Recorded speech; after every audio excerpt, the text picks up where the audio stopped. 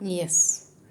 So, when we read Monera in competitive part, at the end of the lesson, we will have other bacterial groups other than what you learn.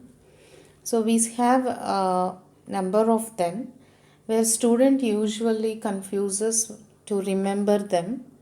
So I thought I would make a concept video which would explain the terminology meanings of the same. Correct? So to start with, the first one is Rickettsias. This is the easiest of all because this is after the person Howard Taylor Ricketts.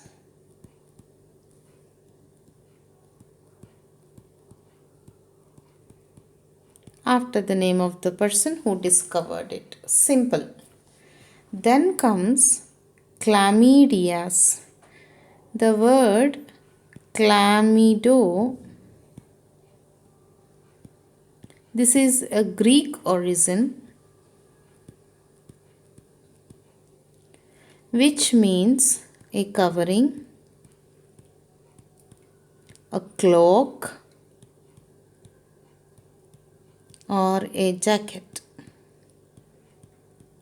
Why this bacteria is named chlamydias? Please don't confuse with chlamydomonas. That is a unicellular green algae. We are reading bacteria. So here this bacteria will present in two stages. One is called as elementary stage. Another one is called as reticulate stage.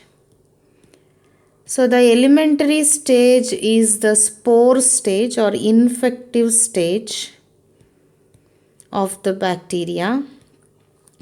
So if this is the spore formed by the bacteria to infect the host cell, this is covered by a rigid cell wall. Typically, rigid cell wall.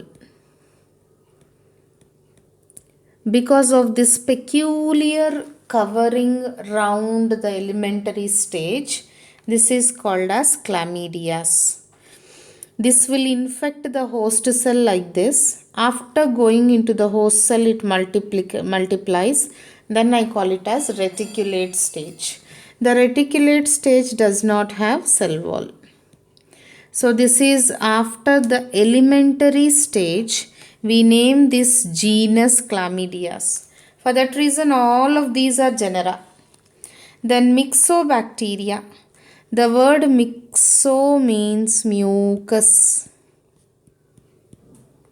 Mucus or slime, sticky, slippery slime. The characteristic of this bacteria are they secrete first mucus and they slide on that. When we see the colony, we see as if though they are swimming in a fluid because they secrete the mucus and they slide on that. Because of that, they are named as myxobacteria. Simply, slime bacteria is the meaning. Actinomycetes, this is where the student usually confuses because the word actino means ray, and mycetes means fungi. Why a bacteria are named after fungi? This is a misnomer. Formerly they were thought to be fungus, so they named. When you see the colony of the bacteria, how they are filamentous rod like bacteria and they multiply from center to periphery like how we see toothpicks in a toothpick box. How they spread outside, like that the bacteria spreads. Because of the filament like structure and their spread like rays outside from center to periphery, they were named as ray like fungus, thinking that there are fungi. But this is a misnomer, they are bacteria. Then spirochetes. The word spirochetes means twisted thread. twisted thread. If you see spirochetes, no, we see as if the snake is flowing, crawling on the floor because of the typical twisted thread like appearance. It is called as spirochete. The notorious syphilis disease is caused by spirochete bacteria. Then mycoplasma. Mycoplasma are bacteria. This is the first fundamental. But they don't have cell wall. Bacteria does have cell wall. Mycoplasma does not have cell wall. So when I see mycoplasma, because there is no cell wall, okay, I see as if though this is the plasma membrane, this is another plasma of mycoplasma, this is another, this is another, this is another. When they are multiplying, they will mix their cytoplasm with each other. Because there is no cell wall, I can't differentiate one mycoplasma from the other. So they look like myco is sticky, plasma. They look like one common fungal body like or sticky body like because I can't differentiate one from the other. Because of this typical appearance, it is called as mycoplasma.